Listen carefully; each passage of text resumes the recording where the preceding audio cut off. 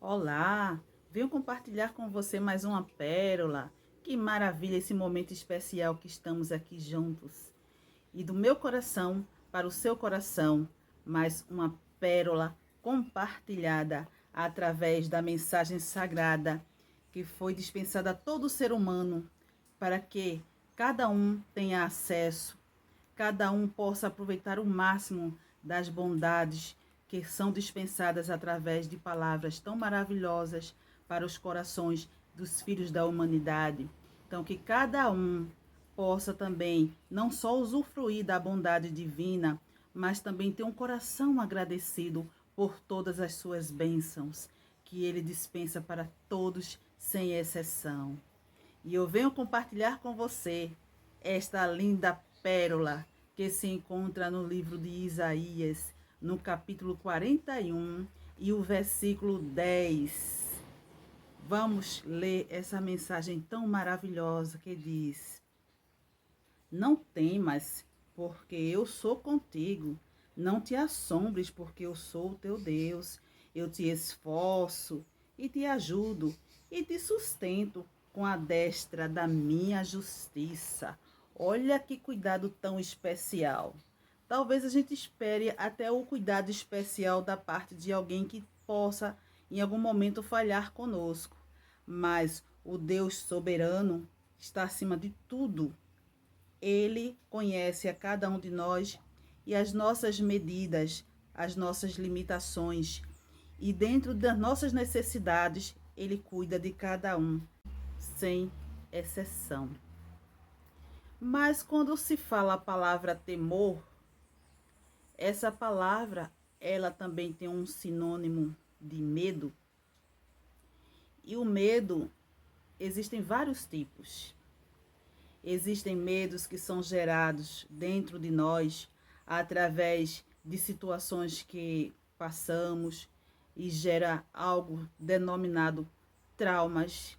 Esses traumas, eles ficam guardados dentro do ser humano, muitas vezes ao longo de toda uma vida. E às vezes a pessoa não consegue se libertar. Mas existem também outros tipos de medo. Existe um medo que ele é normal, chamado também de emoção. Então, a emoção, medo, ela existe. E qual a finalidade desses tipos de medo? O medo relacionado à emoção, como a raiva, a culpa, remorso, alegria, tristeza, esse medo, ele é gerado através de algo como uma decepção, ciúmes, que levou a traições, perdas, dependendo do nível, da situação e como estavam as emoções da pessoa. Então, essa emoção medo, ela vai se instalar também e pode gerar outros problemas de ordem psicológica e evoluir para determinados tipos de transtornos, onde a pessoa ela vai precisar de acompanhamento terapêutico e às vezes até mesmo tratamento também medicamentoso. E existe um tipo de medo que ele é necessário a todo ser humano. Por exemplo, um medo racional, onde previne determinadas situações e poupa a pessoa de morrer. Por exemplo, a pessoa ela vem numa rua escura. Ela pode ter medo do escuro e pode pensar, como eu não conheço bem esse lugar e está escuro, eu vou procurar ir para um lugar que tenha mais luminosidade. Então, ela está se prevenindo de algo que pode acontecer ou não. Ela está sendo prudente. A pessoa pode ser atacado por um animal, tomar um susto de um animal de grande porte e ela sair correndo. De repente ela pula um muro, surgiu um muro ali, ela pulou um muro, ela subiu numa árvore e não sabe nem como aconteceu essa reação dela. Então essa reação de sobrevivência que tem na origem do medo é também um medo que faz com que a pessoa ela consiga sobreviver, porque é um medo que é necessário, é vital, é uma condição que é vital para o ser humano. Então, existem muitos outros tipos de medo. E existe um medo chamado fobia. Esse medo é um medo que muitas vezes ele evolui, tá? Até porque ele está muito ligado diretamente à ansiedade, um mal que assola a humanidade quando é patológico. Então, o que é a fobia? A fobia, ela é um tipo de medo que vai persistir, vai insistir e também é irracional, tá? Ele é irracional por quê? Porque dentro de uma lógica que eu vejo o escuro e me previno, dentro de uma lógica que eu vejo que um lugar é uma ponte antiga, velha, que não mostra segurança, então por que eu preciso atravessar aquilo ali? Então, diante de um medo que eu consiga pensar ou prevenir algo para evitar que aconteça algum dano ou alguma tragédia, é um medo onde eu posso me precaver, que é um medo de uma necessidade vital, de se manter vivo por mim ou por outras pessoas. E um medo repentino de um susto, o seu próprio organismo, ele vai reagir de uma forma também vital para te proteger, mesmo que você corra 1 quilômetro para sair daquela situação de um animal que está correndo atrás de você e você depois pensar, eu não sei como eu consegui correr tanto, porque teu próprio organismo foi ativado um mecanismo de sobrevivência que fizeram com que você conseguisse vencer aquela situação de medo, onde também vai vir estresse, vai vir um monte de coisa dentro do organismo, de liberação também de substâncias no cérebro, hormônio. Então, todo esse conjunto vai fazer com que você se mantenha vivo, ou por você ou por outra pessoa. É diferente desse medo aqui fóbico, porque o medo fóbico, ele não é racional e ele é persistente, certo? Por exemplo, você já viu alguém que tem medo de falar em público? Tem pessoas que têm medo de se expor em lugares onde há grupos de pessoas. Ela tem medo de ser julgada pela fala das outras pessoas de uma maneira negativa. Ela tem medo da própria postura. Então, ela faz, às vezes, um julgamento a partir do que ela observa ou que ela acha que é, tá? Que está acontecendo ali naquele ambiente.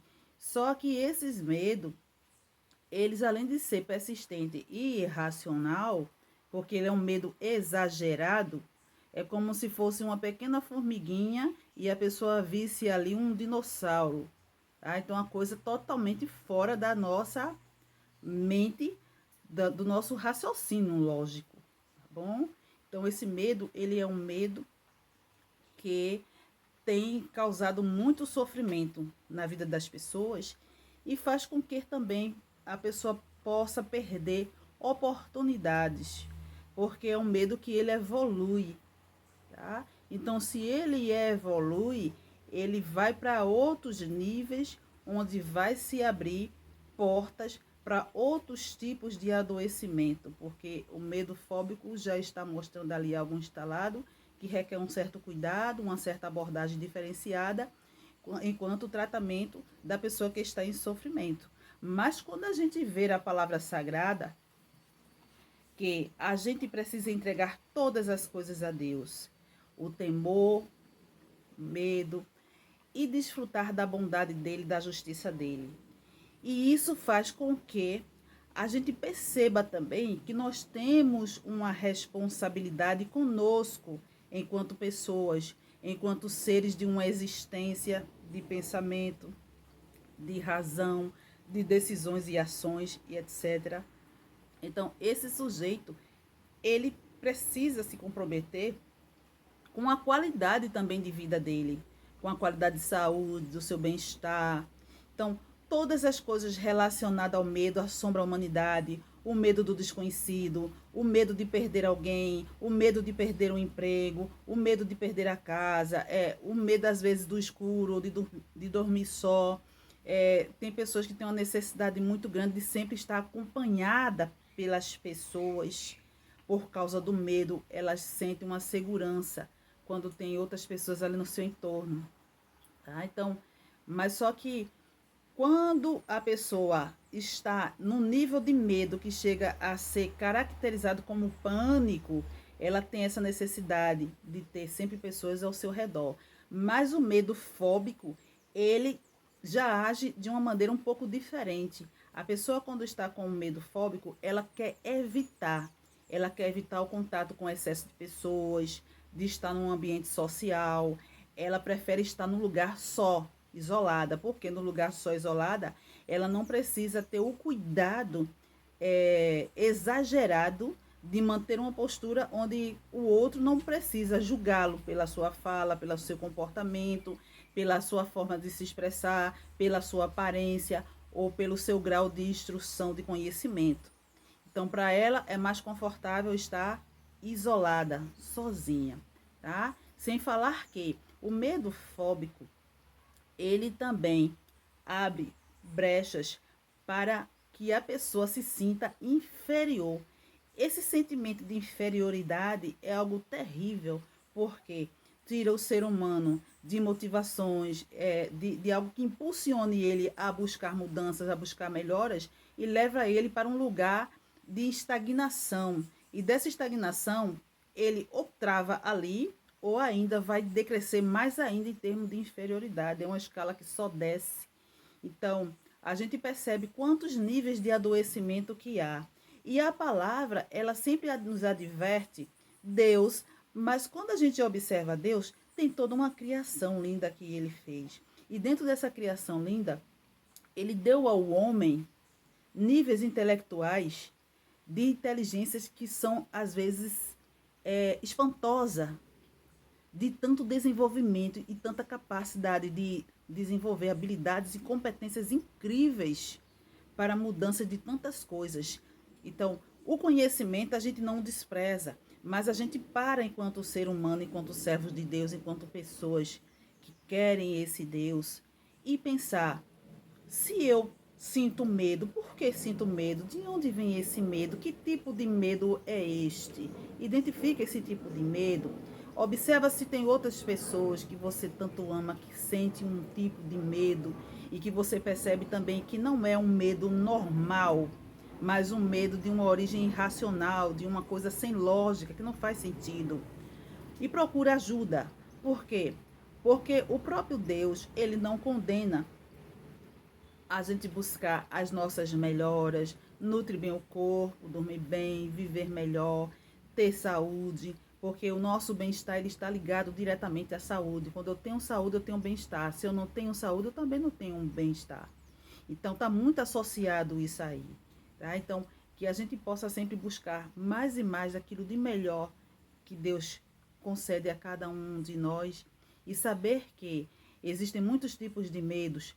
É importante identificar, é importante passar informações, é importante buscar formas de ajuda, sim, mas tenha cuidado, procure preservar sempre o seu bem-estar.